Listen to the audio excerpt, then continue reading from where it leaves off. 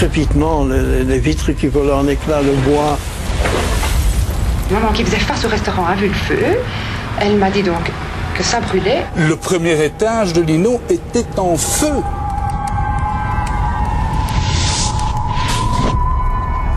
Moi, j'ai vu les gens sauter par les fenêtres. Ah, mais des personnes qui ont sauté sur les capots des voitures, carrément.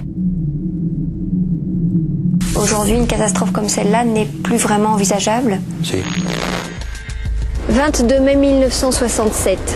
Tous les Belges en âge de se souvenir se rappellent de ce jour-là et de ce moment précis où ils ont vu ou appris que l'Innovation, un des plus grands magasins de la capitale, était ravagé par un effroyable incendie. Un gigantesque brasier dans lequel vont périr en quelques instants plus de 250 personnes. Un jour noir qui marquera plusieurs générations, un drame inexpliqué qui démontre qu'en pareilles circonstances, tout se joue dans les premières minutes. Un sujet de Bernard Baltau et Yves Crasson. Ce lundi 22 mai 1967 devait être une journée calme, commercialement parlant, dans les magasins de la capitale.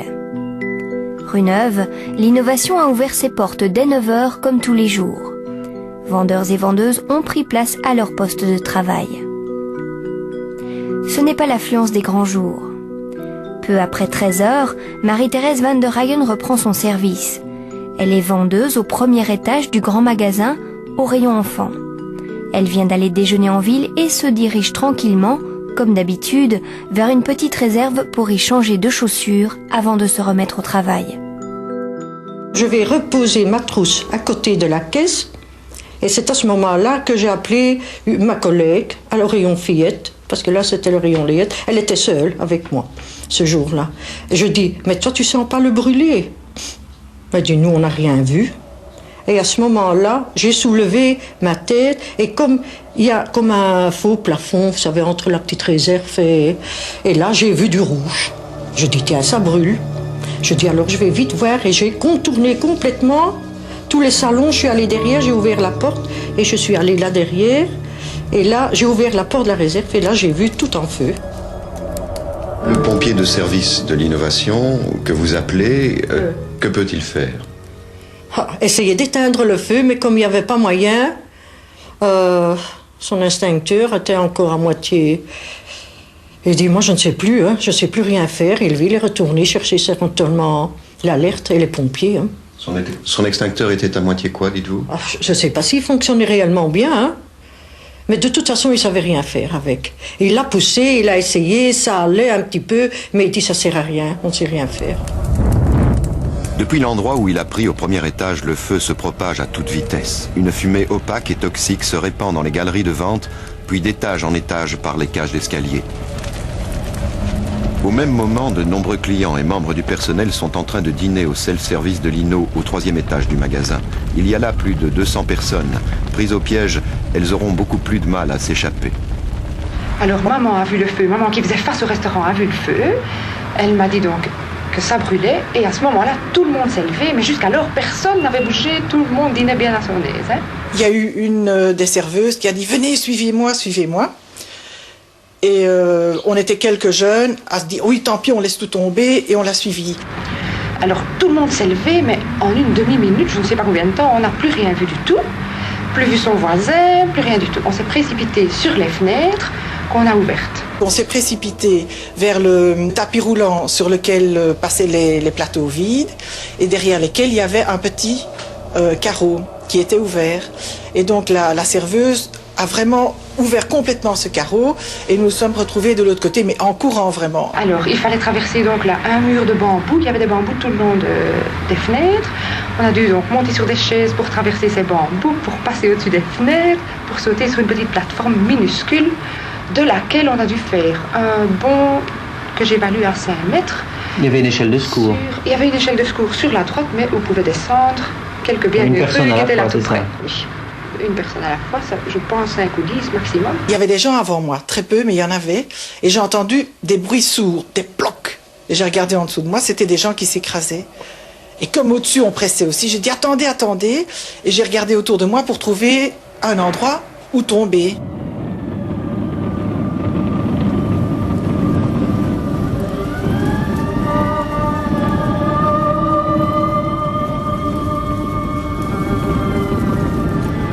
Le prix-bas voisin, qui dépend de l'INO, est menacé lui aussi par les flammes.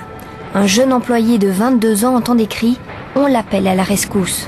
Je monte au balcon du 5e étage où il y a quelques personnes, sans doute du personnel de Prima, mais que je ne connaissais pas, et d'autres personnes qui sont sur le mur qui se trouve de ce côté-là et qui attendent d'être aidées.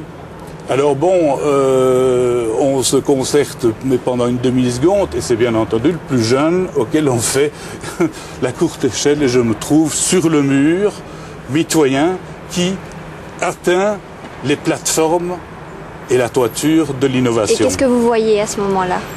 Je n'ai rien vu à ce moment-là. On s'occupait de ces gens pour les aider à descendre le mur. Je n'ai pas fait attention en fait, mais pas du tout. On essaie de faire de sorte que ces gens, peu habitués à gravir les échelles d'incendie, d'une dame d'une forte corpulence qui passe, on peut voir les gars en haut tirent et ceux en dessous poussent.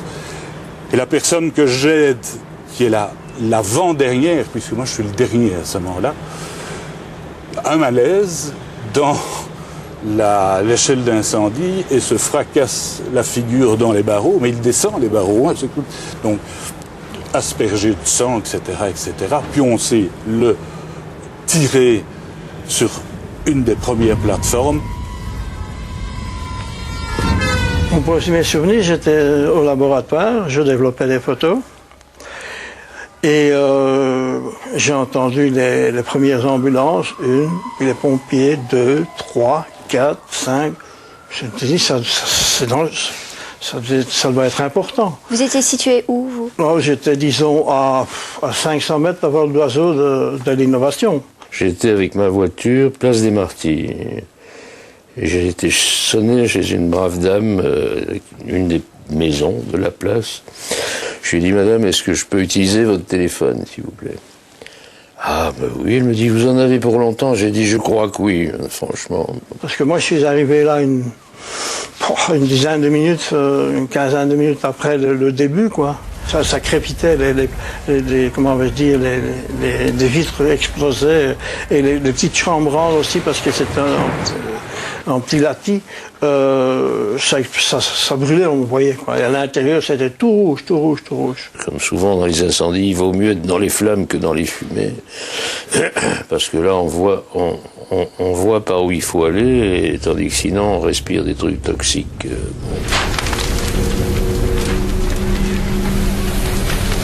J'ai dit, mais enfin, mais avançons, sinon nous sommes tous morts ici dans l'escalier. Et il y a quelqu'un qui a répondu tout bas, un véritable murmure qui a répondu, c'est trop tard. Beaucoup de gens, instinctivement, se sont dit, on n'a peut-être plus de chance par l'arrière. Et donc sont venus de mon côté, si j'ose dire. Enfin, et là, ils ont vu que ça passait pas davantage, mais il fallait faire quelque chose pour essayer de sortir.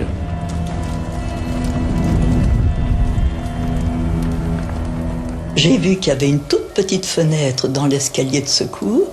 J'ai cassé la petite fenêtre et j'ai crié au secours, nous mourrons tous. Alors, on ne peut rien faire pour eux. Les pompiers font ce qu'ils peuvent, ils sont devant, ils sont derrière.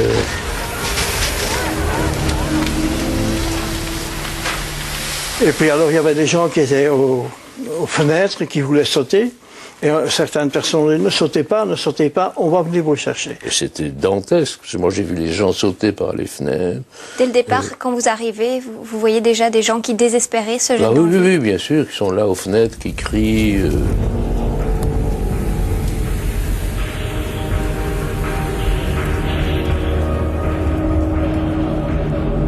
On a sorti les gens qui se trouvaient sur la façade.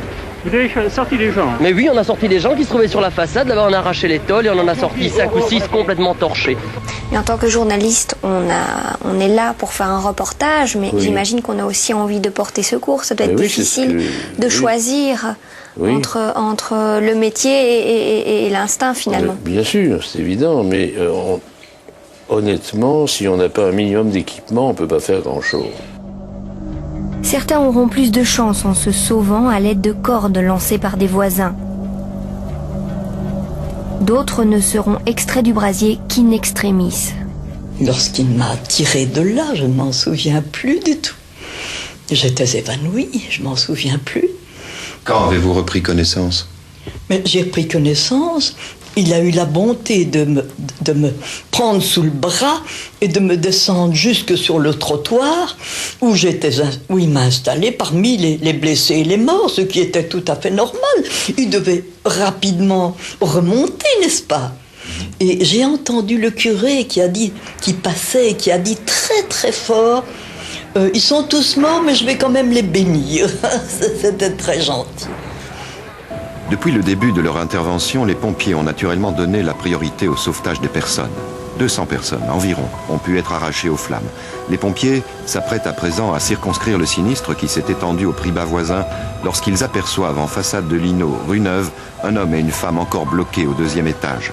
Ce seront les derniers rescapés de l'enfer. On est parvenu à passer à travers une cloison qui devait être de l'énalite ou une cloison en bois légère. Et on s'est retrouvé prisonnier entre cette cloison et les fenêtres grillagées qui donnaient sur la rue Neuve. Comme il commençait à faire irrespirable, on a cassé les petits carreaux de façon à avoir de l'air frais. Quelques minutes après, maintenant, est-ce que c'est 3 minutes ou 10 minutes, les premiers véhicules de pompiers sont venus s'arrêter. Une grande échelle s'est arrêtée en face de nous. On a vu l'échelle qui se dirigeait vers nous. Et les pompiers sont arrivés. À coup de masse, ils ont défoncé la fenêtre voisine. Et puis, dès qu'ils ont pu déceler une des fenêtres, ils nous ont sortis, ils nous ont mis... on est descendu par nos propres moyens sur la grande échelle. Tous les blessés sont acheminés vers les hôpitaux de la région. À ce stade, on ignore le nombre de disparus. Mais parmi les pompiers, l'horreur fait déjà place à l'interrogation. L'ampleur de la catastrophe et la vitesse à laquelle le feu s'est propagé ne sont pas sans poser certaines questions.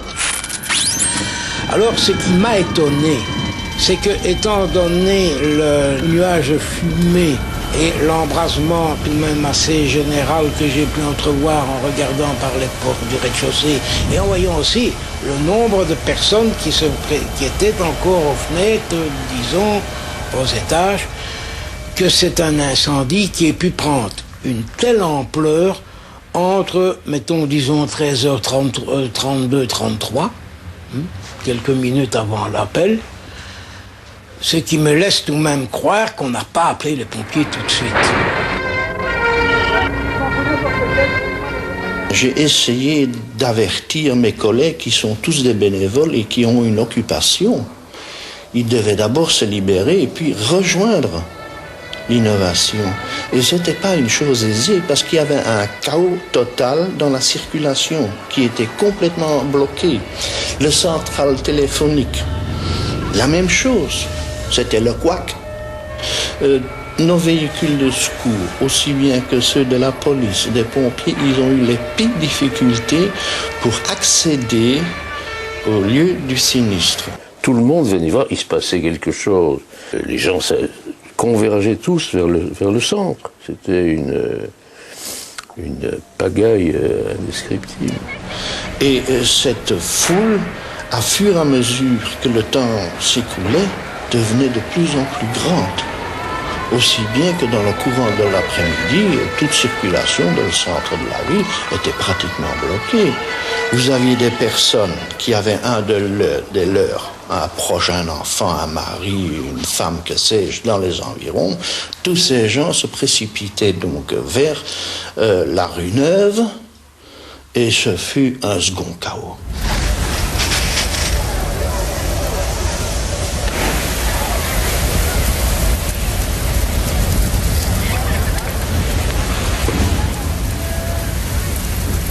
Magnifique création art nouveau de l'architecte Victor Horta, l'innovation a été édifiée au tout début du XXe siècle.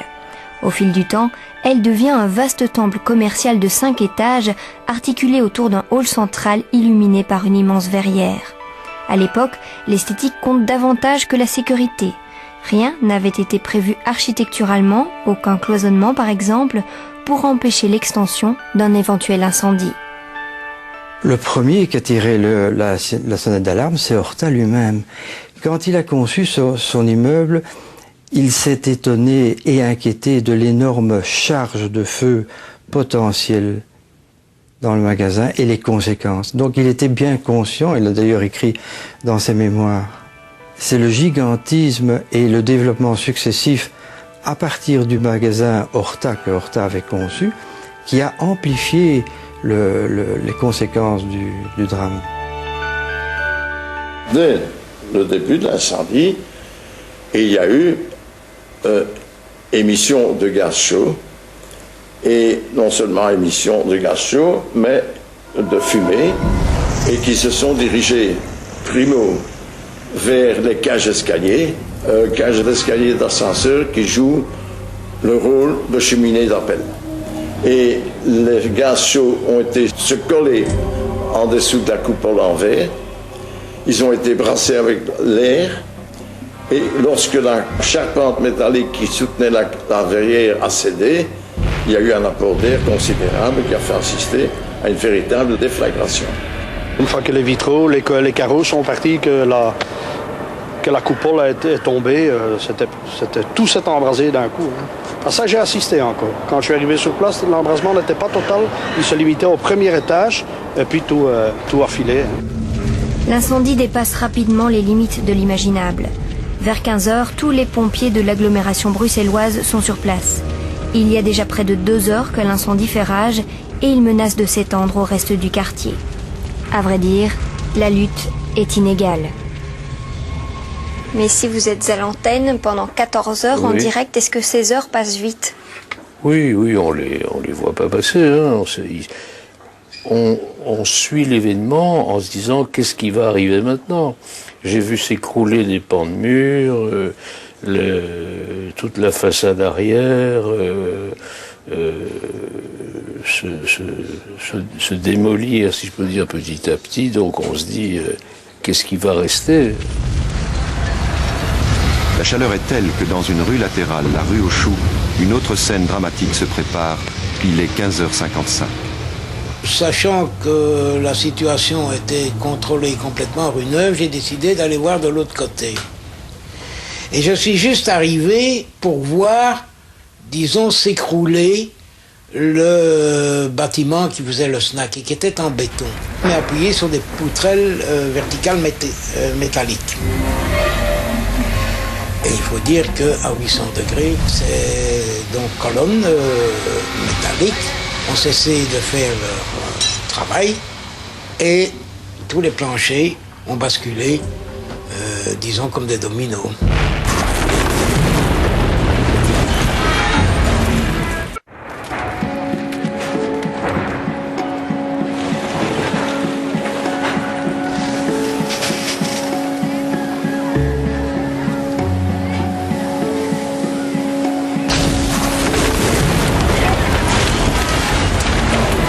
Les pompiers ont pu se jeter en arrière, il y en a quelques-uns qui ont reçu quelques pierres dans le dos, mais il n'y a pas eu de blessés, quoi.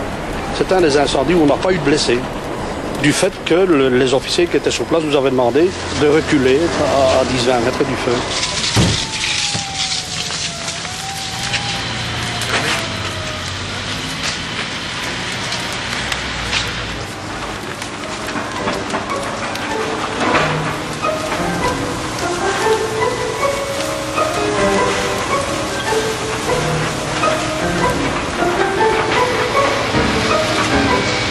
À 18h15, le roi Baudouin vient sur les lieux d'un sinistre qui apparaît d'ores et déjà comme une catastrophe nationale.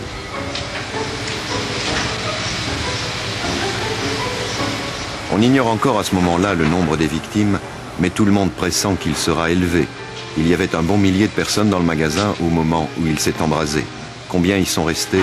C'est la question que tout le monde se pose avec anxiété.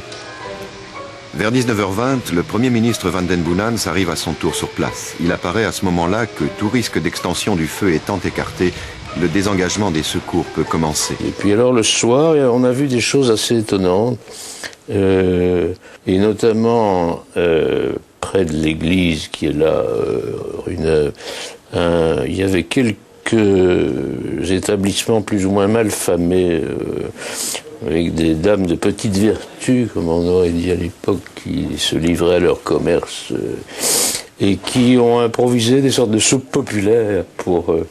Ils ont fait de la soupe pour nourrir les gens. Alors on s'arrêtait et puis on allait vite prendre une soupe chez les putes de la Donc la solidarité se mettait en place dès le jour même. C'était tout à fait intéressant. On essayait d'aider. On essaie à la fois de raconter ce qui se passe, de savoir ce qui s'est passé et de venir en aide quand on peut. À quel moment est-ce que vous rendez l'antenne ? Quand on me dit qu'on va arrêter. Vous savez quelle heure il est, plus ou moins ? Il est 3h du matin, 4h du matin, quelque chose comme ça. L'image, quand vous quittez les lieux, oui. Quelle est-elle ? L'image, c'est la désolation, c'est les gens un peu hébétés qui commencent à réaliser ce qui est arrivé. Les torrents d'eau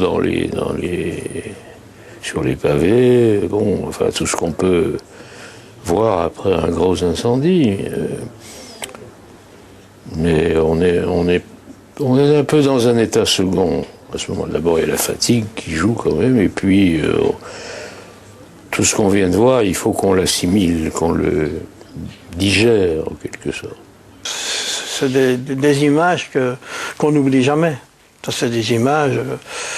Vous savez, j'emmagasine peut-être les images dans la tête, mais enfin, je crois que beaucoup de gens aussi, c'est des images qu'ils n'oublient jamais.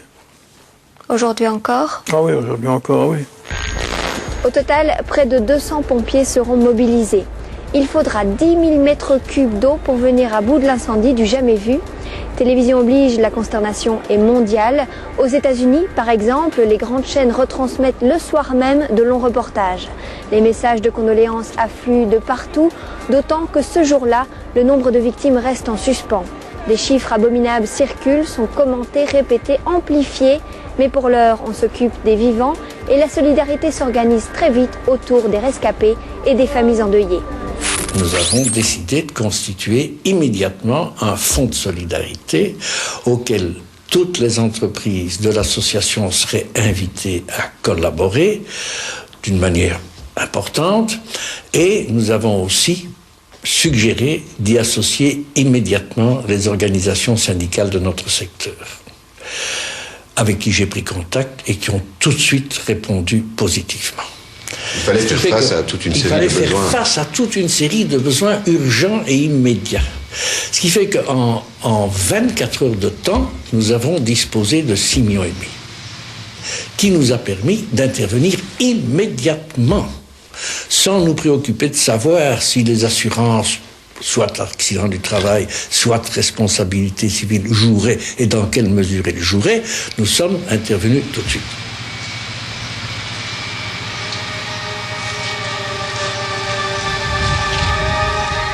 Les premières demandes les plus urgentes ont été sur 2 plans.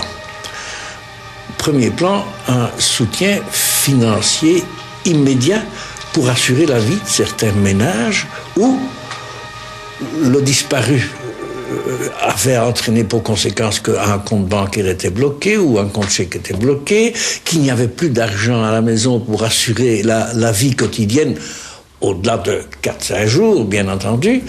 Et deuxième poste très important, ça a été assurer immédiatement le paiement des frais de funérailles.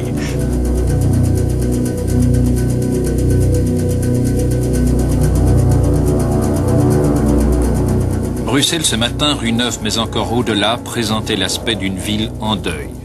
Tous les bâtiments officiels et avec eux de très nombreuses maisons particulières arboraient des drapeaux en berne.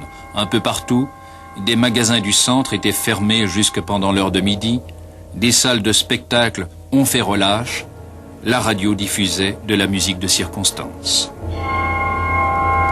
Fin de matinée, c'était la retransmission des funérailles collectives de Kuckelberg. Les passants s'arrêtaient volontiers devant les vitrines de Poste TV, si bien que tout le monde pouvait avoir l'esprit tourné là-bas, vers cette manifestation officielle en même temps que religieuse, du deuil que le pays tout entier ressent encore si profondément.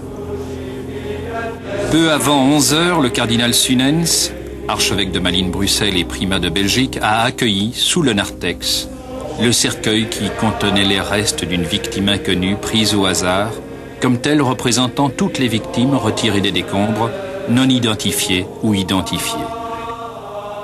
La présence de Sa Majesté le Roi et de Sa Majesté la Reine sont le symbole et l'expression vivante de la solidarité nationale qui nous unit en ce moment avec une indicible émotion autour des familles en deuil.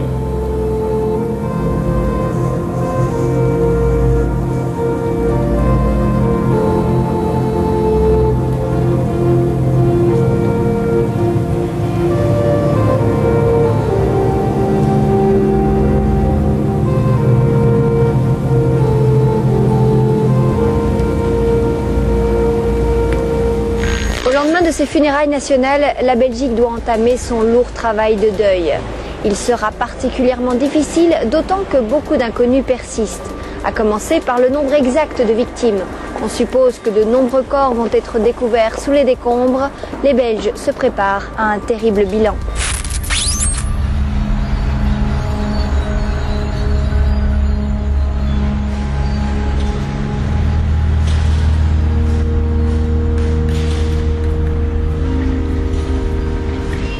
Quand on découvrait un corps, on essayait en premier lieu de ramasser un maximum de pièces qui pouvaient identifier la personne.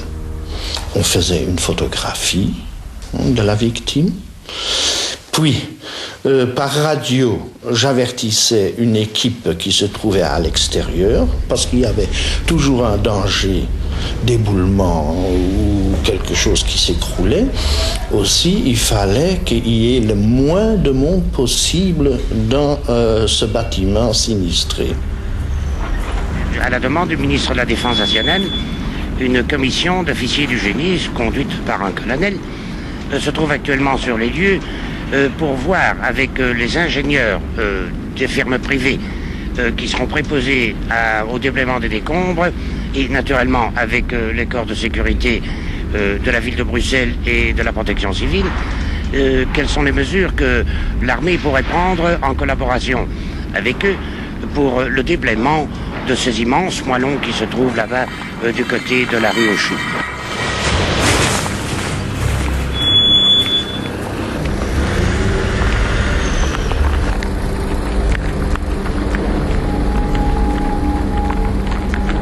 Actuellement, ce que vous voyez là, c'est un fatras enchevêtré de 2-3 planchers qui se sont vraiment interpénétrés comme un jeu de cartes.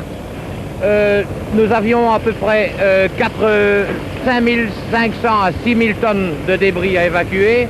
Nous en avons évacué 4000. Donc nous avons à peu près exécuté les 2/3 des travaux. Est-ce qu'il y a des nouveaux dangers qui se sont présentés pour vous? Oui, effectivement. En arrivant ce matin, j'ai constaté que les colonnes que vous voyez là, au 4e étage, les 3 colonnes, se sont légèrement affaissées cette nuit.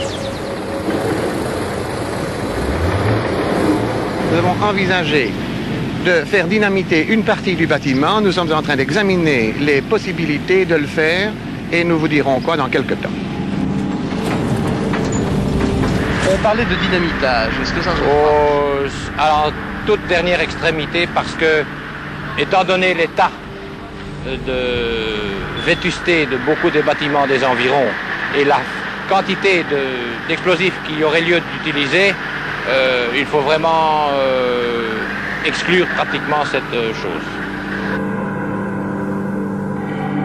À combien estimez-vous la masse de débris?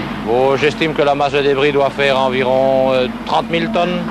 Et ça demandera combien de jours? Écoutez, ça dépend de l'enchevêtrement des débris. Voyez-vous, vous avez pu constater par vous-même qu'il y a les ourdis des différents niveaux sont encore passablement solides et homogènes. Ce qui fait qu'il va falloir découper au chalumeau des tronçons transportables et ça peut prendre un certain laps de temps.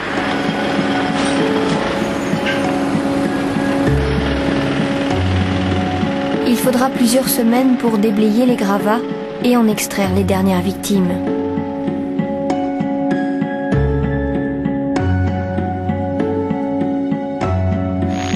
Le bilan officiel est lourd, très lourd.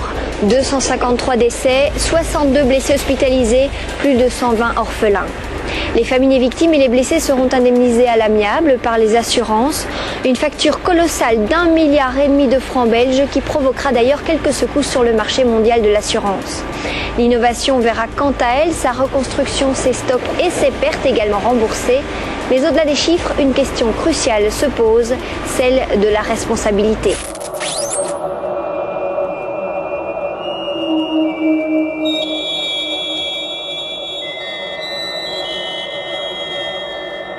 Faudra-t-il toujours des actes de courage et 300 victimes pour que l'on sache enfin, en Belgique, qu'un incendie est toujours possible, que c'est une chose grave et sérieuse. Après la catastrophe de l'innovation, nous nous sommes demandé ce qu'il fallait faire, ce qu'il fallait vous dire. Au fur et à mesure de notre enquête, nous avons été plus d'une fois surpris, étonnés, indignés même, par la légèreté de certains. Le prix de l'indifférence, c'est cet amas de ruines et le deuil dans d'innombrables familles. Dans un instant, le commandant Bisbar, chef des pompiers de Bruxelles-Ville, qui dirigea les opérations lors de l'incendie, vous dira la leçon qu'il convient de tirer de cette catastrophe.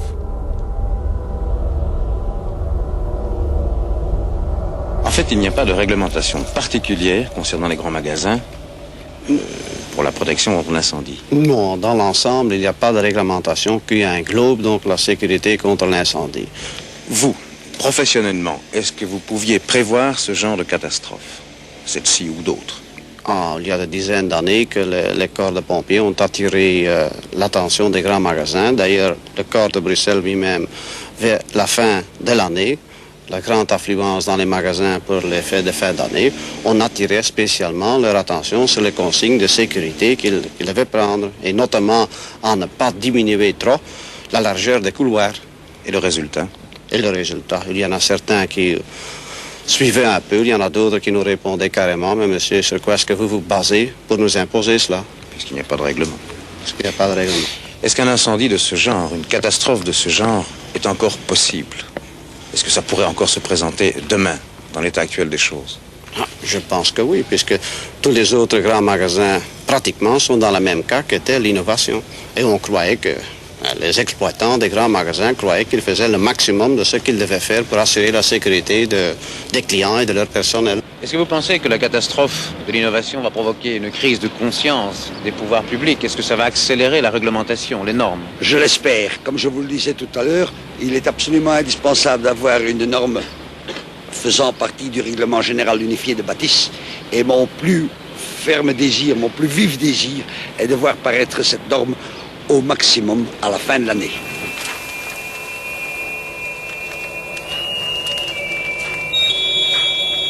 Donc est-ce qu'on pourrait dire que malgré tout, cet incendie n'a pas servi à rien? Il y a eu des mesures qui font En Belgique, c'est certain, oui. Indéniablement, oui. Si un certain nombre d'événements ont donné lieu au renforcement d'une législation, c'était le besoin de coercition que l'autorité publique a instauré via des règlements, de telle manière que pareils événements ne se reproduisent dans les mêmes circonstances. Comment une telle catastrophe a-t-elle pu se produire? Les enquêteurs du parquet sont à la recherche du moindre indice.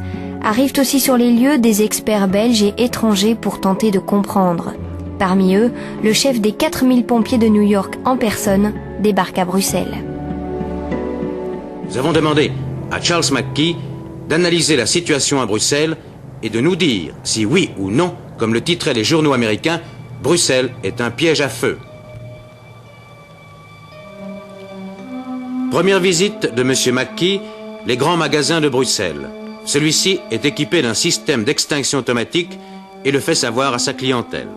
En fait, à Bruxelles, il n'y a que 2 grands magasins à s'être équipés d'un système d'extinction automatique général, 10 sprinklages, dont vous verrez une démonstration tout à l'heure.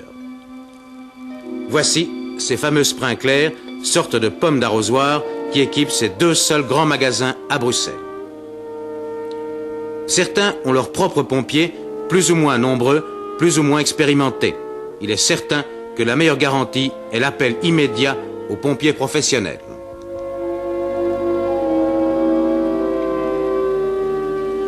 Voici une tête de sprinkler à une température de 67 degrés. La capsule éclate et libère un jet d'eau puissant. C'est une sorte de lance d'incendie automatique.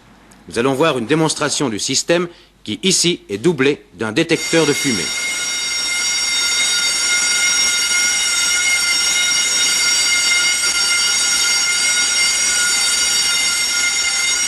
Le détecteur de fumée, qui réagit en 10 secondes à la moindre émanation de gaz, donne l'alarme.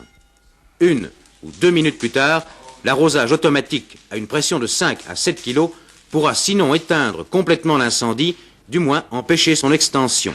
Selon des statistiques, aux États-Unis, dans les grands magasins, le système donne satisfaction dans plus de 90% des cas.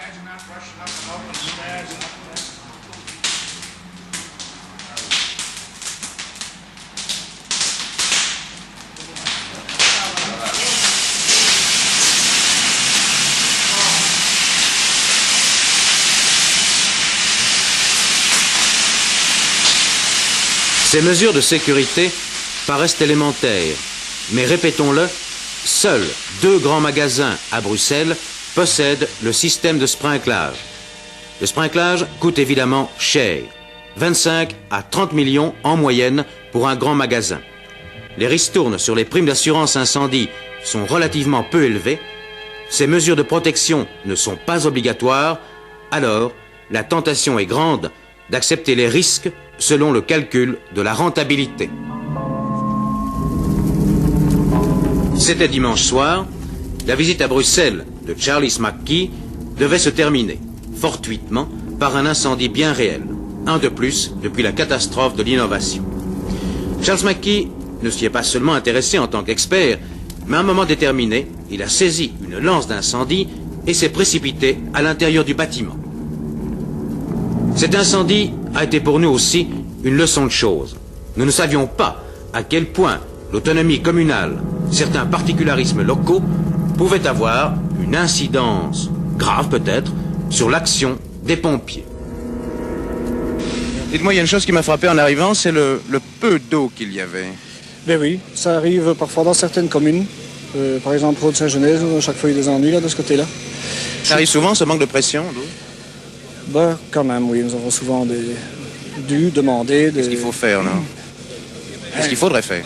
Moi, je ne sais pas. Il faudrait évidemment faire contrôler dans chaque commune, voir si la pression est suffisante partout. Vous n'avez pas eu de problème de raccord ici? Non, absolument pas. Pour une fois, ça a bien marché. Oui. Pour les communes que nous défendons, nous avons un type de raccord. Mais pour d'autres communes, les raccords sont différents. Ah oui. Et ça fait une perte de temps énorme, ça. Oui, évidemment. Je prends l'exemple de Scarbeck, là, où nous avons eu le cas, l'innovation. Oui. Où toutes les lignes étaient raccordées, il manquait juste la petite pièce en question, dont nous disposons bien entendu, mais en cas d'incendie grave, un peu du genre de l'INO, c'est évident que tous ces raccords sont employés parce que nous demandons des renforts d'un peu partout. C'est presque un non-sens, ça, non? Oui, pour moi c'est un non-sens, je dis franchement. Disons qu'il y a eu des règlements de compte après, entre administration et entre corps d'incendie. C'est une des conséquences pratiques, la fusion des corps de sapeurs-pompiers de la région de Bruxelles, et ça a été salutaire. Donc ça voudrait dire qu'aujourd'hui, une catastrophe comme celle-là n'est plus vraiment envisageable? Si. Si, tout dépend de la cause de la catastrophe. Tant qu'on n'oblige pas les gens à prendre conscience qu'en tant qu'exploitants, ils portent une responsabilité si le risque n'est pas bien préventionné, on risque d'être confronté à des événements comme celui de l'innovation. Moins de 3 ans après la catastrophe, le 11 mars 1970, un nouvel INO ouvrait ses portes. Un bloc de béton morne et gris, entièrement compartimenté et spécialement conçu pour empêcher la réédition du drame. En réalité, c'est tout le secteur des grands magasins qui allait connaître une métamorphose radicale et coûteuse. 5 étages pour s'habiller, se distraire ou décorer son intérieur. Le magasin INO de la rue Neuve est le plus grand de la chaîne. Ici, plus qu'ailleurs, on sait qu'un accident est vite arrivé. Une étincelle suffirait pour mettre le feu aux vêtements de soie ou de nylon. Voilà pourquoi sont alignées au plafond ces petites douches appelées sprinklers. Elles se déclenchent si la température atteint les 60 degrés. On fait attention au dégagement, aux largeurs des issues de secours, à l'éclairage de sécurité et à l'existence de moyens de première intervention, c'est-à-dire des tuyaux et des extincteurs pour les intervenants. Un extincteur tous les 150 mètres carrés, des bornes incendie toujours accessibles ou encore des portes résistant au feu au moins une demi-heure. L'employeur est tenu de faire tout ce qui est en son pouvoir pour assurer la sécurité de ses employés et de ses clients. Près de 43 ans plus tard, l'incendie de l'innovation reste gravé dans les mémoires. Des commémorations ont d'ailleurs lieu régulièrement, des moments de recueillement indispensables pour ceux qui y ont perdu un proche ou pour ceux qui, aujourd'hui encore, restent traumatisés par l'événement.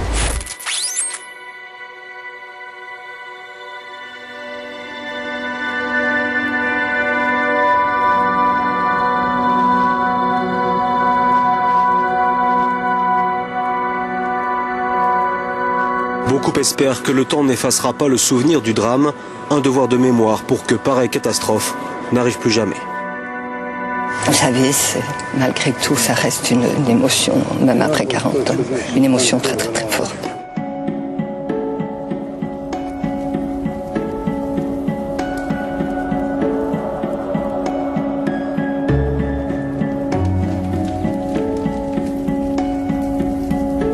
Ce qui est fascinant, c'est ce rougeoiement qui fait état d'un incendie généralisé, avec la même puissance, à tous les niveaux. Une échelle qui débouche dans rien, avec personne. Elle est dans le vide et elle ne sert à rien. Ça donne un peu l'idée qu'il n'y a plus rien à faire. Il y a une vérité historique, mais on n'a pas le fin mot de l'histoire. Non. Donc c'est et ça vous ne qui l'aurez explique pas davantage aujourd'hui. C'est ça qui explique que les médias reviennent sans arrêt sur le sujet. C'est le fantôme de l'opéra, sans doute.